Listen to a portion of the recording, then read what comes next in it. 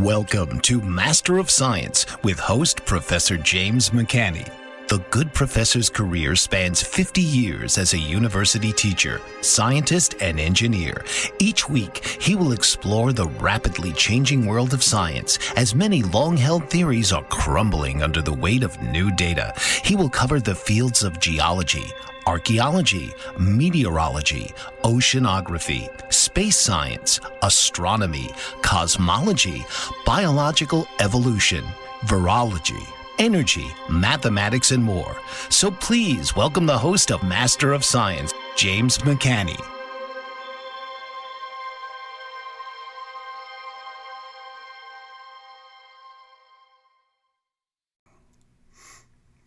And good evening, everybody.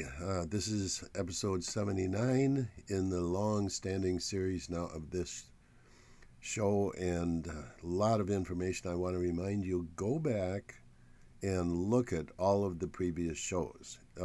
There's some current events that I put out, but typically with an explanation. So the information I put out, and specifically, I've been doing this for decades, probably longer than many of you have been alive, and I always do these shows for basically all time. So there might be some current events, but with explanations that are relevant to understanding what's going on today. So go back and make, spend a schedule, one per day, something like that. And then also the radio shows going back 25 years are still on my webpage. So you can go back and listen to those. They're all archived there. Okay, in the news tonight, there was a woman named Leanna Dreams, and I don't know if that's her real name, I doubt it, but she had access to a big telescope, a nice professional telescope in Chile, and she was doing some interesting work on Comet 3I Atlas and publishing it. Okay, so very interesting. And so she had spectrometers, she had other very good equipment, she was referencing things that were being done by Avi Loeb, who's he's got the bright and the dark side of him, because he's certainly part of the disinformation campaign, allowing his good name to be just trashed with AI generated, basically trash, garbage science. And then more recently, he's been doing some live podcasts regarding, he's talked about the X-rays with Comet 3I Atlas, etc. And the sunward spike, he's concentrated on that. You would never hear that just from NASA. On the non-gravitational movements, the departing from what a typical gravitational body would do. He's illuminated all of these things, which is very good. But then he goes, oh, it's due to alien technology. And he uses the dirty snowball comet model to try and understand what's going on, which is, of course, garbage also. So he's definitely part of the psyop. But he's been instrumental in showing these characteristics of comets that typically don't hit the street when only NASA has access to the data. And he's criticized NASA, which is good, from a professional astronomer. So anyway, getting back to Leanna Dreams is her name. She has not put anything out for quite a few weeks. So and she has access. Now is a very important time because the comet is attaching electrically to Jupiter. So there's got to be some serious activity going on there relative to Jupiter. And she's not publishing anything. So I think they kind of slammed the door on her, because this event at Jupiter is going to be big time. Let's just put it that way.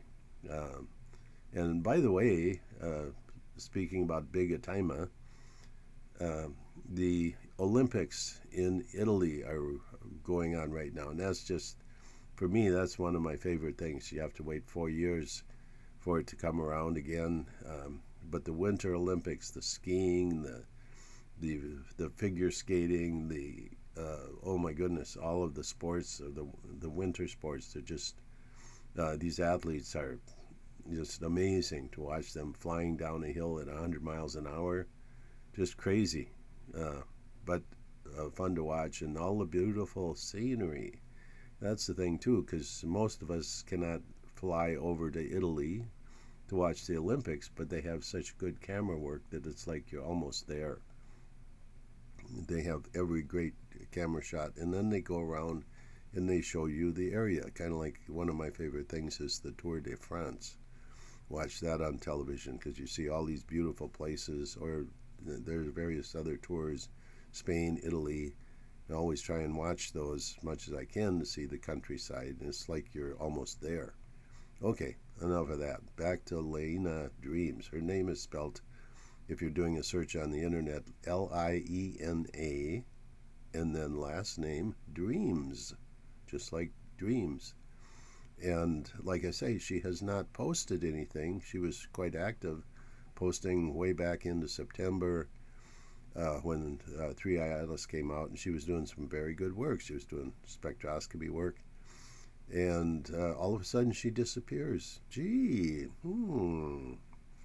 And also, all of these other people who were amateurs and have excellent equipment, who are taking excellent photographs of Comet 3i Atlas, and others, hey, they've just disappeared too. They just don't exist anymore. They're just completely wiped clean on the internet. So something's going on there. And we know now from, it was the Freedom of Information Act, and who was that a few weeks ago I announced, had put in the FOIA request for the CIA, understanding that the CIA controls NASA. And the level of data obfuscation in the CIA is at the point where they won't even admit they have any. Well, of course they do. They got the James Webb, they've got the Hubble, they've got the Rosat, the Japanese X-ray telescopes, they've actually put out a little bit of data, but nothing significant, nothing that you could write home about or use in a scientific sense. So all of this information about 3i Atlas, the real information, is just completely hidden at a level in the CIA that they won't even admit they have it.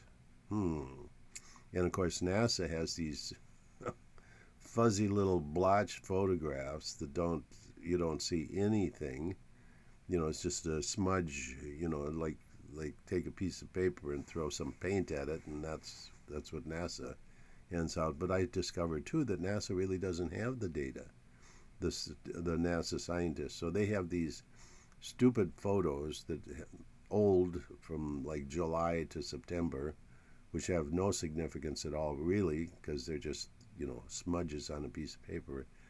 And they're going to take months to analyze it. Oh my goodness, all the PhDs at NASA analyzing these 4 photographs that look like your dog walked across a piece of paper. Yeah, big a time of science at NASA. But yeah, Liena Dreams has just fallen off the edge of the earth, apparently.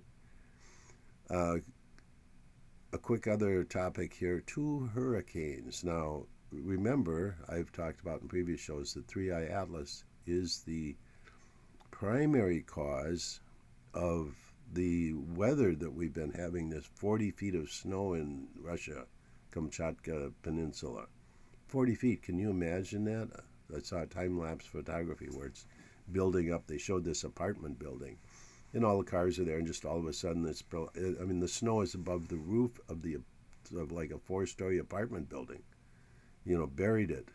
And these people are digging tunnels to try and get out, and oh my goodness, insane. That's not normal, boys and girls.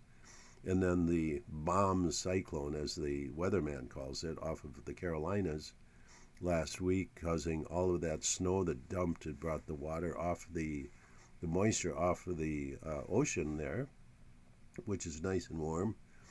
And so we have a full-blown hurricane forming. It didn't come across the Atlantic and form. It just formed right there. And the news people, I love these names they create to make it sound so scary, like they know that what's causing this.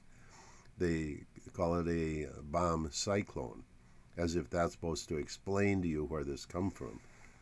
But the reality is that it comes from 3I Atlas, the connection with Jupiter electrically, and we are right in the path. I was on Jeff Rentz again last week, and he was questioning me. He was asking me also in an email prior to the show. He said, "How is it that this little teeny thing, a couple miles across, way out by Jupiter, receding in the solar system 2 astronomical units from Earth, can somehow create these giant sunspots overnight, which have flares coming out and hitting Earth, X-class flares, 4 of them in one day, 26 M-class flares in one day?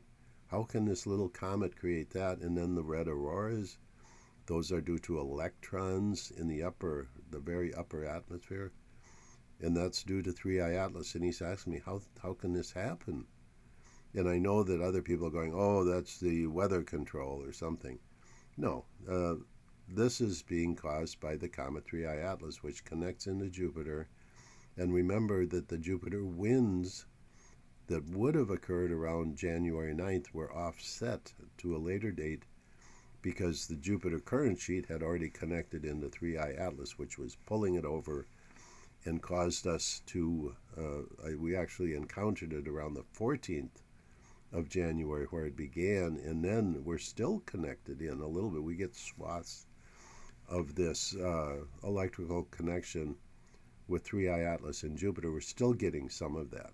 You get these straight line winds. In fact, where I am, they're going on right now. Straight line winds which are still going on due to 3I Atlas and Jupiter connecting with Earth and Earth's discharge of the solar capacitor. Okay, so back to the 2 hurricanes were discovered that were 400 miles apart, and these are full-blown hurricanes, something that they have never really seen before. I've talked about 2 hurricanes that were in, we've seen multiple hurricanes many times, but not this close. 400 miles is very close. But I talked about 2 hurricanes that were heading out to the Hawaiian Islands one time. And they actually joined into a single hurricane, and then it was shorted out as it reached the big island of Hawaii. And I talked about that shorting process where Mauna Loa maintains a vertical electric current to the ionosphere, and when hurricanes come in off the Pacific towards the big island of Hawaii, the current sheet that's driving the hurricane will connect. It will be drawn into the current sheet that's permanent on Mauna Loa, and it just sucks the energy out of the hurricane that's arriving, and or they call them typhoons in the Pacific. I think in Hawaii they still call them hurricanes. But it's the same phenomenon, electrically driven from the ionosphere. And they short out. But this pair of storms, 400 miles apart, very interesting. Something that the weatherman claims has never happened before. Okay, here's a topic. Now, if you're interested in cosmology, let's put it that way, here's a very interesting problem, and it actually was resolved in the time of Newton. Remember, it was the sequence of events. We had Copernicus, who said, no, the planets revolve around the sun. And prior to that, you had the Aristotelian and the Catholic Church teaching that the Earth was the center of the universe and everything revolved around the Earth, which was our perspective. That's what our perspective is now. Everything is rotating around us. That's our point of view. But Copernicus pointed out that no, that thing over there we call the sun is much, as everything's going around it. And then, of course, Newton had his inverse square law of gravity that came along. And so then you had Kepler and Halley that were commensurate in time that discovered that those comet things are not in the atmosphere, which was being taught by Aristotle. And those comet things were not fire in the air, but they were way out there also in outer space and orbiting the sun. And so that gave rise to the understanding that Halley's Comet had been seen many times before. They understood the repetitive cycle of Halley's orbit every 70-some years, and it changes a little bit every year because of perturbations with other planets, etc. But they went back and all the way back to the Chinese, I think all the way BC, they were able to track the repetition views of Halley's Comet. Okay, so anyway, that's somewhat the history of understanding gravity and orbits. Celestial mechanics is what we call it today. There's a specific problem in celestial mechanics which remains unsolved. It can be solved with computer crunching. It's called the n-body problem, something that I've worked on extensively myself. It's a theoretical problem where you have n bodies, 1, 2, 3, many, or n. And so 3 or more bodies that are interacting, and what happens to them with gravitational interactions. And of course what I did was I included electric and magnetic fields to understand that comets are the discharge of the solar capacitor, giving rise to the Plasma Discharge Comet Model. And so that modifies things because the tail drag from this comet, as the nucleus pulls the material in with electrical forces, that material then becomes part of the nucleus and it changes its orbit. I call it tail drag. And so at any rate, getting back to the point here, what is the speed of gravity? Now, we know the speed of light, for example, and we can measure it. You can measure it in a laboratory, you can measure it in outer space. And so Newton and the boys, Newton knew quite a bit. For example, Isaac Newton knew that the sun had some unknown process. He actually predicted nuclear fusion, and this was well known in the physics world through the 1800s and up into the early 1900s. People were looking for this magical process that caused the energy coming out of the sun. And they knew it was from hydrogen. There were quite a few things that were known. But how did this reaction kick off? And they incorrectly believed that it was in the core of the sun. And what I discovered was no, the fusion is up in the atmosphere of the sun, and the hydrogen is resupplied on a continual basis coming from the galactic environment. The Russians already had the understanding of that, but they didn't know what caused it. That's why my work was, they liked it a lot because it explained where the hydrogen was coming from, the intergalactic hydrogen. Okay, so anyway, back to the speed of light. The speed of light is a interesting thing, and that's where special relativity comes in. Einstein's special relativity explains that the velocity of light is the same in all reference frames. So it's like if you're dealing with sound, then the speed of sound is based on the medium, the air that it's in, or the whatever medium, but typically air. And so if you're moving relative to the air, then the physics, the Doppler shifts, etc., the frequency changes, etc., are different because you're moving in the reference frame of the air. Well, light doesn't work like that. So they had been looking for ether, and then you get to the famous Michelson-Morley experiment, which Einstein interpreted, and this gives us the basics for special relativity. And the understanding that light has a finite speed. It's not infinitely fast. And the universe would be a very strange place if light had an infinite speed. But now let's take a look at gravity. Gravity, the force of gravity that masses pulling one on another in outer space, causing them to move in orbits. And gravity has some real interesting properties that are very different than electromagnetism. And that's why gravity is a very separate thing. People try and say, oh, it's gravity as an offshoot of electromagnetism. No, it's not, because little things like gravity works through other gravitational masses. If you're on the far side of the Earth, for example, from, say, me, you would still feel the gravitational attraction due to me being here. If there's something on the other side of the sun does not block the gravitational force due to that object being on the other side of the sun. Gravity goes through it, so to speak, a line of sight. So gravity has some very interesting properties. Okay, but what is the speed of gravity? How fast does it travel? If you have you have a static situation and you have a bunch of masses out you're going to have a celestial laboratory, let's say, and you put all these masses out there and they're just sitting there. And one of them moves. If you're talking about light, then it's going to take time for the light to get to all of the other masses in your celestial laboratory. And from the sun, for example, to Earth, it's about 8 minutes.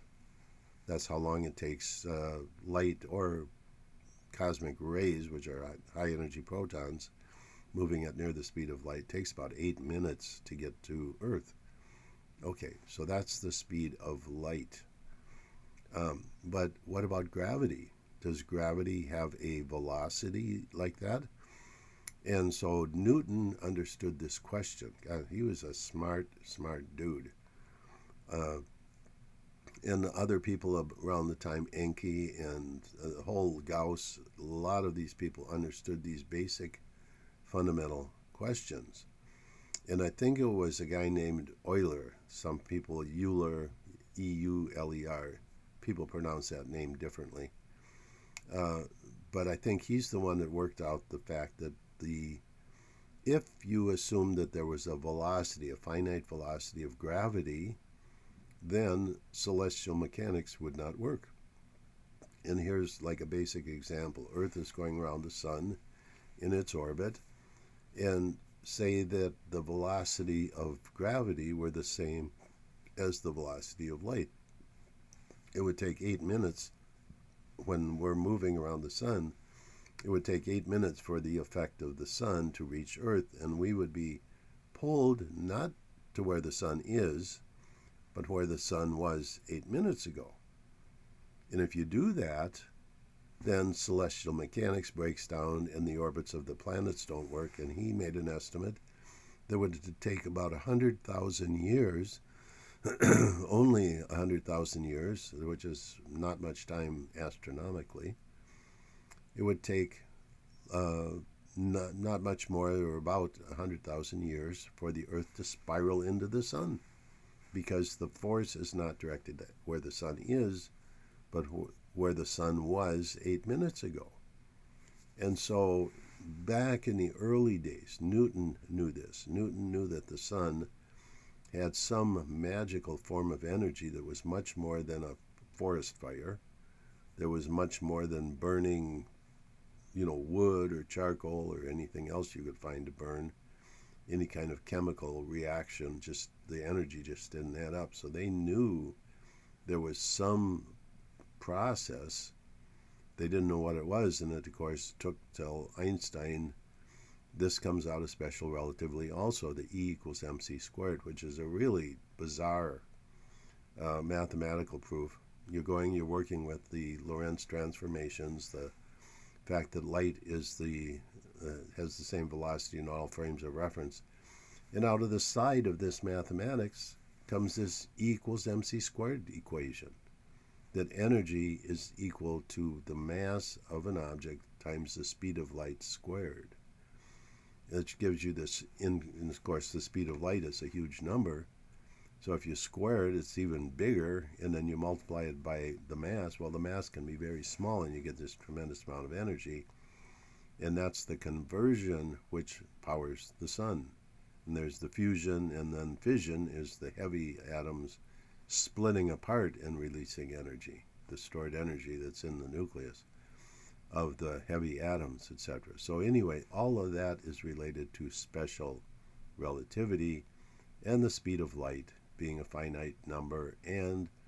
But where does gravity come into all of this? It turns out that gravity is infinitely fast. In other words, if you move your hand here, it is sensed on the as far away as you can go in the universe. It is sensed instantaneously. And if it weren't celestial mechanics, Newtonian mechanics, celestial mechanics would not work. And this was known about in the early days of, like I say, Newton, Halley, those guys understood this. And you could prove it mathematically and using very simple equations. And you could also prove it with the planets that are way out there. Once they discovered the Pluto, Neptune, Uranus, the planets way out there, and of course that led to the discovery by Harrington at the Naval Observatory of Planet X, what we call Planet X, the 10th planet after Pluto that was affecting Uranus and Neptune, and eventually it became the nucleus of what we call Hale-Bopp. I have a whole book describing the history of all of this.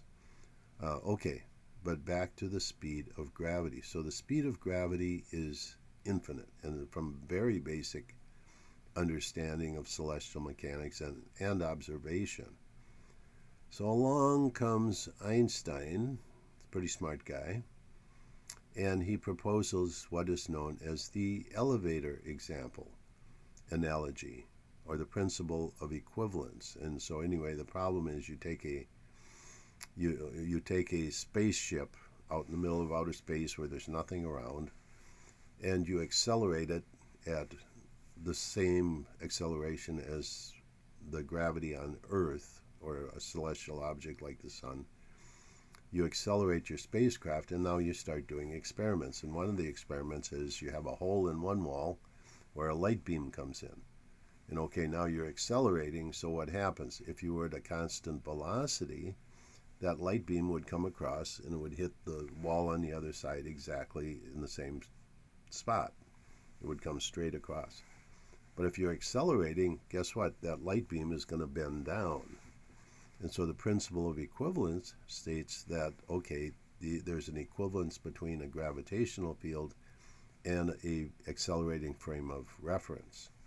This is general relativity, one of the basic fundamental concepts in general relativity. And so, but Einstein didn't like it. He didn't like it because his statement, there's a book that he wrote, his own autobiography, it's called Out of My Later Years. And in there, Einstein calls into question general relativity after it had been accepted since the early 1900s with Eddington and the Eddington experiment and everything. But anyway, the point, getting back to the speed of light and the speed of gravity, in general relativity, the proof comes out that gravity must have the same speed as light, which is wrong. Wait a minute. Now here's you have the people dealing with fundamental principles that are easily proven back to the time of Newton, and it turns out that general relativity is completely wrong. It's got the principle of equivalence is wrong, which leads up to this concept of lensing, where gravity supposedly bends light that's coming from distant locations in the universe. And it turns out that the bending of light is not due to gravity. The principle of equivalence is wrong. The idea that gravity moves at the speed of light is wrong.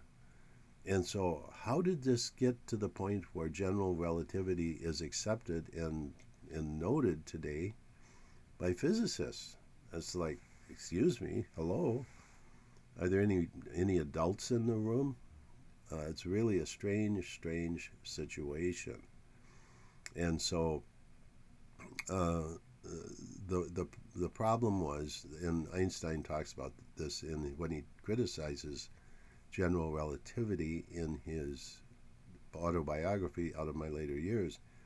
He says that general relativity does not include the total field. Now, what does that mean? That means it does not include electricity and magnetism. So how come we have an effect, gravitational bending of light or redshifting, if you have, say, a black hole and the light is trying to escape, that it's actually redshifted? Well, that means you should see this also at the edge of the black hole. You should see these X-ray spectrums, etc., redshifting, and you don't. So there's all kinds of data that would tell you that black holes and general relativity simply are not true. But it gained traction, and the Eddington experiment, which supposedly proved it, has never been duplicated. In fact, Eddington himself, he took a telescope to an island off of Africa and looked at a solar eclipse, and supposedly the light from stars actually would move out because of the bending of light around the sun. But what he did is he cherry-picked the data. He took, if you look at the original plates, which they have copies of the original plates are not in existence anymore, allegedly, but the stars are moving all over the place. They're not just moving outwards like they're supposed to be according to general relativity. So what did Eddington do? He cherry-picked the data points that were moving in the direction and the amount that he wanted, and he left all the rest of them and it didn't talk about them. And since then, that experiment has never been properly duplicated. Actually, it has. Let me correct that. It has but when they see the results and the results don't add up, they don't publish the data. Bad science. Okay, so back to what is the speed of gravity. The speed of gravity is infinite, and that's a very interesting concept, that if you move your hand here, or if you move a planet here or a star here or something like that, the gravitational effect is felt instantaneously throughout the entire universe. That's pretty interesting, as opposed to light. Now you can throw, how can that happen? How can it be? Well, that's the theoretical result. If it were not true, then celestial mechanics wouldn't work, because for example, let's take a planet like Uranus or like Jupiter. Let's take a big planet that's close to us, Jupiter. If we were attracted to where Jupiter was 10 minutes ago, or the time that it takes the light to get from Jupiter to Earth, I'm just using round numbers, for example, then you'd have to keep track of where Jupiter was, how far it was away, and then know that your force is back there. And that's not the way it works. Celestial mechanics simply would not work if gravity moved at the speed of light. Okay, so at any rate, I hope that's not too deep a question for you, but it gets to the point that general relativity is simply not true. And what I discovered was that the redshift and the bending of light are due to another effect. In fact, it is an electromagnetic effect, and I called it the induced electric dipole redshift. That's some of my copyrighted work, and there are laboratory experiments that you can do, very simple ones, that you can do to prove it. And you can do this in a laboratory. But at any rate, I'm not going to go into all of that on this show. That's a little bit too specialized. But sometimes I go into these more esoteric topics to educate the public. educate you. I do know how to say that. Thank you. Okay, let's see. Oh, this is very interesting. Comet C2026A1 MAPS. MAPS is one of the automated search telescope engines, and this is a comet that on, is it April? Let me look for the date. April 4th. It will be 0.006 or 005 AU from the center of the sun. So it's going to graze about 125,000 kilometers, it says, from the surface of the sun. And that reference, I'm not sure where that reference came from, but you would find that on the internet to look this up. Once again, its name is designation C/2026A1. And then MAPS in parentheses, MAPS. That's if you look.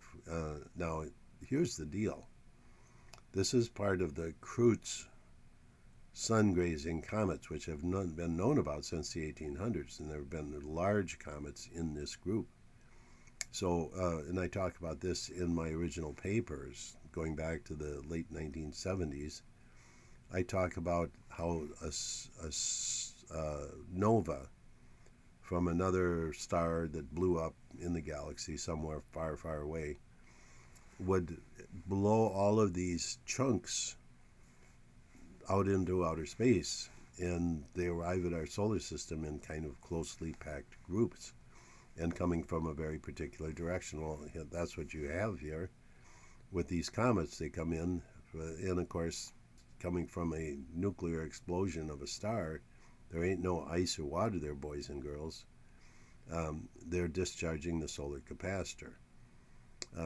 So at any rate, that's something to keep an eye on, because these comets, that's the other thing, is we've seen sun-grazing comets, especially these Kreutz sun grazers, which are coming from a very particular direction in outer space. Their orbits are coming from a particular direction.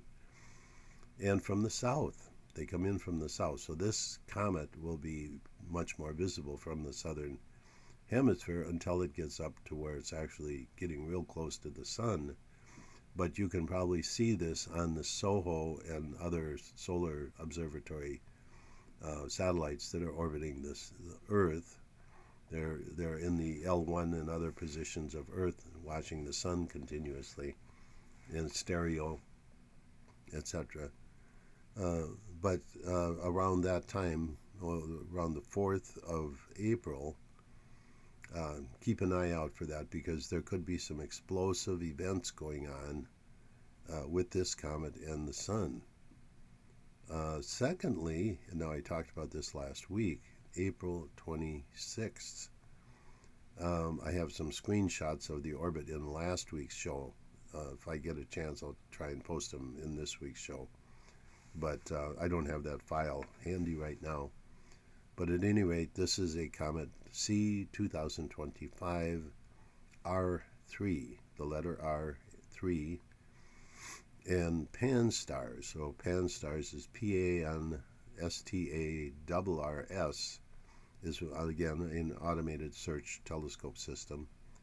And the comet, it's kind of like hitting a bullet with a bullet. It's not going to come close to Earth. It's not going to hit Earth, so don't worry about that. But what's going to happen is it's going to come exactly between Earth and the sun. And that's this thing here. This thing's coming in from 100,000 miles outside of the solar system. It comes in and comes precisely between Earth and the sun on the 26th of April. So there's another April comet to watch out for. And when it does, we typically will get a little blast. We'll get a little spike discharge. And so we could have some early season hurricanes form from this little comet. But it's one thing, it's going to be passing so fast and it's the only thing there. There's no other planets involved in the electrical discharge. There's nothing aligning with Earth, and so the chance that it's going to cause hurricanes, I would say, is pretty low. But we could see some effects from it, and these are always interesting things to study. But to imagine that that is so perfectly timed. It is so perfectly timed that Earth is coming around in its orbit, and this comet is coming from above, and at exactly April 26th, it comes perfectly between Earth and the Sun. It's like hitting a bullet with a bullet. So, but these things happen, and that's why if Avi Loeb got a hold of this, he would say, "Oh, it must be alien technology," because the timing is so perfect. Well, these kind of timing things happen all the time, as you can see, and so it doesn't mean that aliens are flinging arrows at us. It just means that, you know, um, with all the stuff flying around in outer space, eventually you're going to have some that that have these very difficult, almost impossible alignments, etc. Just catching up on something on the comet that I was just talking about that crosses Earth's orbit on, what was it, April 26th, excuse me, is also, that's the point of perihelion, closest approach to the sun. So that's really interesting. There's three coincident events: the closest approach to Earth, uh, in the ecliptic, the plane of Earth's orbit around the sun, and then perfectly aligned with the Earth, which is amazing in itself. And then also that the comet is at perihelion, the closest approach to the sun. So when you put these factors together, like I say, Avi Loeb would have a field day with this, claiming that it's alien technology because the percentage, what's the probability of that happening, is about zero. But this is the way space works. There's stuff out there. Okay, so at any rate, they added that comment that the perihelion is also at exactly that precise point where it crosses Earth's orbit and closest approach to Earth. That's pretty unusual. Once you start getting 2 to 3 or more factors together, like I was just reviewing the 1999 Comet Lee, one of my big predictions that was, just over the top accurate, months in advance. September 6th, September 6th, 1999, I predicted that whole, like 60 hurricanes around the Earth all at the same time, due to the alignment of many of the planets. There was Venus, the new moon passing, and the Comet Lee, and I think there were some other planets involved. But months in advance, I predicted that, and there was one of those days when all of these, the planets lined up, the comet lined up, the new moon passing lined up. It was in the August return current sheet. All of these factors added together to make this a surefire event, and it did. It did. I tell a story about how I made the prediction in May. The actual prediction was made in May, and then I solidified it by early June. I said, yeah, this is going to be a date when all of these things are lining up electrically, and we're going to have some fireworks. And as the day got closer and closer, this was, of course, my work is well known and well observed, let's put it that way, and a lot of animosity towards me, a lot of animosity, because I was, doing the same thing I'm doing today, exposing bad science at NASA and replacing it with real science. And so as the date of September 6th came around, that was the predicted date when all this amazing weather activity should take place. We got a week before, and people were, McKinney's got to be wrong. There's week is not enough time for all this hurricane activity to develop. And as the days approached, the crescendo of, oh, McCanny's wrong. You can't develop hurricanes in these few days that are left. And the day before, the guffaws and the outrage were just all over the internet, the little internet that was available then. And a lot of this coming out of NASA and the government. And they had these little people out there that were like front people, speaking through them, of course. And so tomorrow's the predicted date of September 5th. That just screams on the internet, McCanny's wrong. There's not enough time. And at midnight, it all broke loose, and there were about 60, literally Cat 1 and above hurricanes that developed overnight. And as I say this, the silence was deafening. Didn't hear it much for a long time after that, because I hit it so dead on. And it was so great because nothing happened up until that day. And hurricanes don't develop overnight. They don't develop in 5 hours. 60 of them around the entire planet. So anyway, when I make predictions, I usually qualify it. Like I said, that you could have some activity from this comet, but it's going to be so brief, and it's the only factor. So it's not something that you would say would be surefire. But we've had solar activity. It could spark like some solar flaring activity, the quick development of a sunspot that would then blast out, maybe some M or C class flares or something like that. So something will happen, but the degree is probably not real great, not like a Comet Lee type of interaction. Okay. Okay, so anyway, a little bit of an update on 3I Atlas. It is sporting and continues to sport a large sunward spike. Now, the measurement, they're actually able to see and measure the visible part. The electrical part, which is invisible, extends for millions of miles, and connecting into Earth occasionally and all the way to the sun, supporting the sunspot group 4366. Talked about that last week. The sunward spike is around 250,000 miles long. So this would be like the distance from Earth to the moon.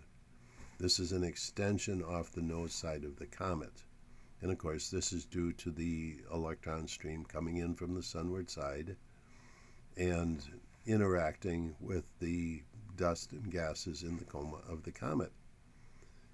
So that's where the sunward spike comes from. And of course, NASA explains it, the dirty snowball comet model, heavier than normal. They just make this stuff up. Bizarre that this is still, charade is still going on of the snowball model for comets. Just silliness, but they take it very seriously. Nobody's going to go against the apple cart. But the sunward spike has been with this comet, and the reason is Comet 3I Atlas is moving very fast, and when it's moving very fast in its elliptical orbit, it's cutting the gradient of the electric field lines very fast, and so there it's causing a bigger discharge of the solar capacitor, which is causing the sunward spike, the visible sunward spike. Excuse me. And so the connection of 3I Atlas, it's getting stronger with the planet Jupiter, but Earth is moving out of that alignment in its orbit, so we're still getting a little grazing, so to speak, of that electrical current. But the auroras have shut down. The auroras are not as big, and there might be still some sunspot activity because these are connecting to the sun. But I also remember earlier shows I talked about little Mercury becoming involved. Mercury comes around the sun very quickly, and so it has many interactions. And Mercury, remember, is like the spark plug of the solar system. That's the thing that is right next to the sun, and when things become aligned with Mercury, boom, it's like a spark plug. And so that'll be happening here also with Jupiter 3i Atlas. And I've given those dates on previous shows. Okay, so but the Earth connection with 3i Atlas is fading. So last night I did a guest appearance took over somebody's radio show, Pastor Butch Paw, and I talked with the public. And you understand that an audience like that they're basic people, salt of the earth, let's just put it that way. And a lot of them live in that Carolina region where there's a lot of snow. Those horrific winter storms just lasted for a couple of weeks, and that was due to the connection with 3i Atlas and Jupiter, creating that bomb, what they call, the weatherman calls the bomb hurricane. And I'm going to throw something in, kind of a dagger at the weather people. I call them weather chicks. They have these pretty girls that read the weather news, and excuse me, but I can only imagine that's to make sure that all the guys watch the news every night. Because most men would probably not watch the weather. They really wouldn't care. They got to get up and go to work anyway. If it's raining or snowing or 8 feet of snow, they still got to get up and go to work. So it's not like men are going to watch evening news. So I call them, I used to call them the weather man. Now it's the weather chick. Excuse me, but a little bit of a derogatory slam on the weather industry. These TV stations that want to get their ratings up. Let's put it that way. Okay, so as 3i Atlas approaches Jupiter, NASA is hiding data. Just imagine the amount of data that's accumulated, and it's being hidden in the CIA at a level in which, and this happened back in the Hale-Bopp days. NASA said, no, Hubble Space Telescope, we never took a picture of Hale-Bopp. They had contracts, we saw them, the contracts, for millions of photographs of Hale-Bopp. They had, the Vatican was in on it. The Vatican was in because the information we got, the intel we got out of the Vatican was that they wanted NASA to look at Hale-Bopp to see if it was wormwood. In other words, the biblical reference to wormwood, or what we in modern times call Planet X. And it turns out that Hale-Bopp, yes, was in fact wormwood. And I'm very, very likely that Earth had encounters with Hale-Bopp in biblical times, in the Old Testament times, for example. Okay, well, that's a story for another day. But NASA is definitely hiding data. I shouldn't say NASA. Their controller, the CIA, is hiding the data to the point where they won't even admit they have any. So don't worry about sending Freedom of Information Act. In fact, people have, and that's what comes back, that they will not even admit that they have data. That's how secret it is. This is an interesting story. Just have a few minutes left here. The Juno spacecraft. Excuse me, I'm fighting this cold thing I got here. The Juno spacecraft has been orbiting Jupiter for a long time now, studying Jupiter. And there again, a huge amount of information being hidden from the public. But the proposal came out to take the Juno spacecraft and fire a rocket and send it off to rendezvous with Comet 3i Atlas. And actually, it's a pretty bad idea.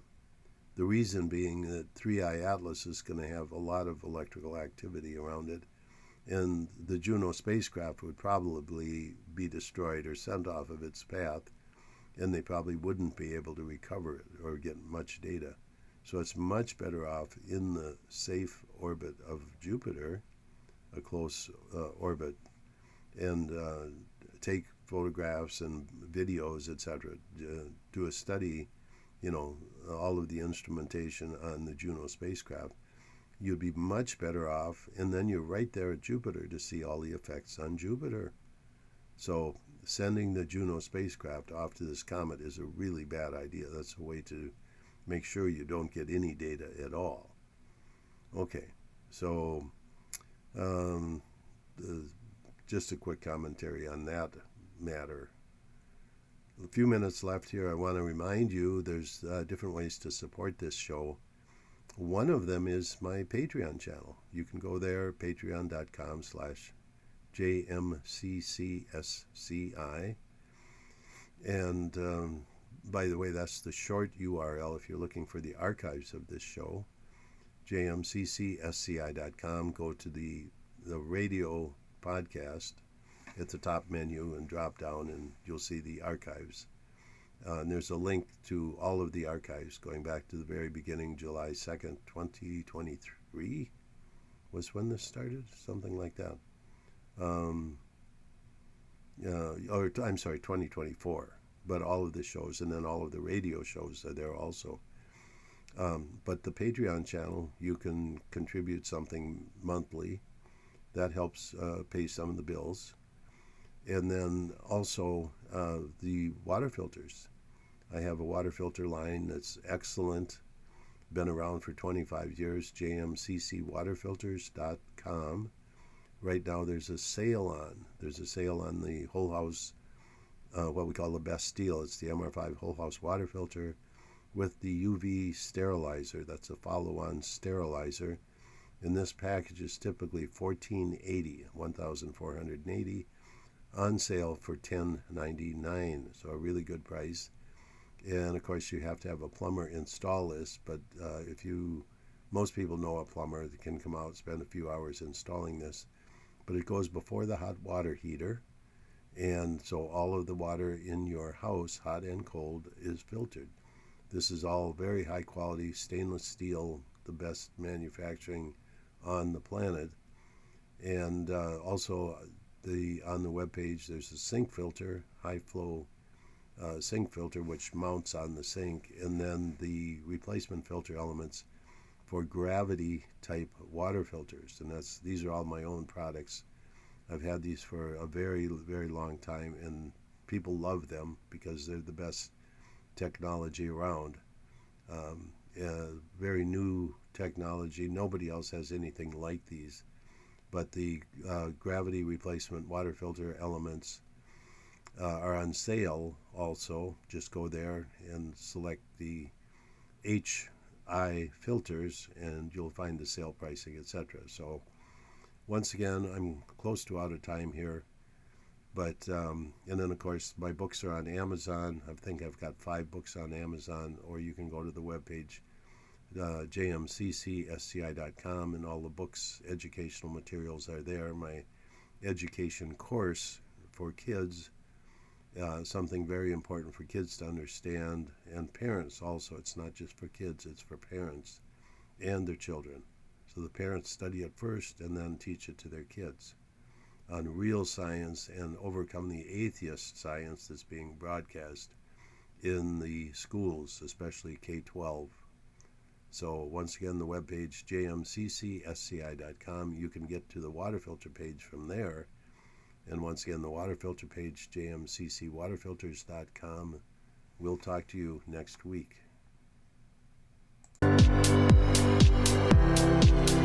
This has been Master of Science with host James McCanney. Join us each week as James will delve into historical figures such as Nikola Tesla, Albert Einstein, and the great mathematicians as we explore the history of man, Earth, and our universe as you've never seen it before. Tuesdays, 7 p.m. Eastern,